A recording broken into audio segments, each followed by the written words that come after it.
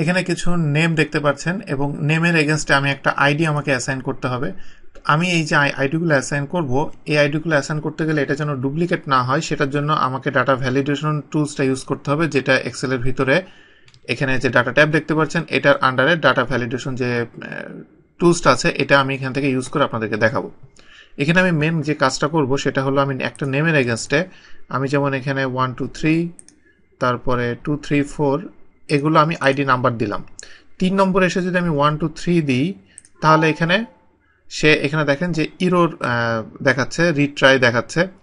তো এই যে সেম জিনিসটাকে আমি এখানে আমি এন্ট্রি দিতে দিব না, যেটা অলরেডি আমি এখানে তৈরি করেছি।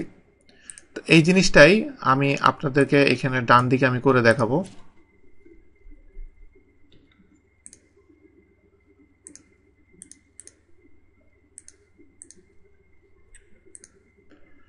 এখন সেটা করতে গেলে আমি যেটা করতে হবে আমাকে পুরো কলামটা আমাকে সিলেক্ট করতে হবে। সিলেক্ট করে ডাটা ভ্যালিডেশন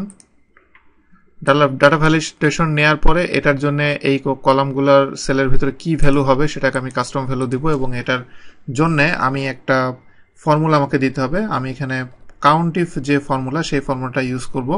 আমি আশা করি আপনার কাউন্টিফের ফর্মুলার ইউজটা আপনারা জানেন এবং কাউন্টিফের প্রথম দুইটা আমাকে ইনফরমেশন দিতে হবে। প্রথমটা কোন রেঞ্জের ভিতরে আমি করব সেই রেঞ্জটা আমাকে সিলেক্ট করতে হবে, করলাম কমা, এবং অ্যাক্টিভ সেল যেটা সেটা আমি দিব C1, কারণ এটা হলো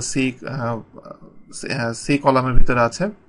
এটা ফিনিশ করে ইকুয়াল ওয়ান দেওয়ার কারণ হলো একটা আইডির মানে একই নামের সেম আইডি দুইবার ইউজ করা যাবে না। এটা আমি দেওয়ার পরে এখন আমি যদি ASD অথবা কয়েকটা দিলাম, এখন আমি আবার যদি ASD দিই তাহলে দেখেন যে এখানে এরর শো করছে। এটা কারণ ASD আইডিটা অলরেডি আছে। বাম দিকে দেখেন আমি নাম্বার ইউজ করেছি, ডান দিকে আমি টেক্সট ইউজ করেছি, তার মানে আপনি যেটা খুশি সেটাই আপনি ইউজ করতে পারবেন এখানে। এবং এটার ক্ষেত্রে আরেকটা সুবিধা যেটা সেটা হলো যে এখানে আমি আপনাদেরকে এগুলো দেখেছেন। ডান দিকে দেখেন ইনপুট মেসেজে আপনি চাইলে ইনপুট মেসেজ এখানে লিখে দিতে পারেন।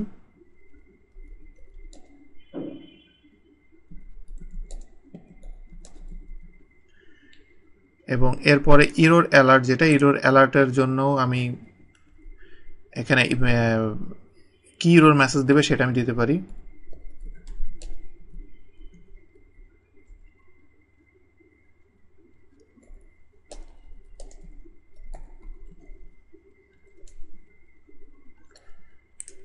এটা দিয়ে আমি ওকে দেওয়ার পরে এটার সুবিধা যেটা, আমি যখন এটার ভিতরে আমি সিলেক্ট করব তখন দেখেন এখানে ইনপুটের জন্য সে এখানে শো করছে। এখানে আপনি যেটা খুশি সেটা দিতে পারেন।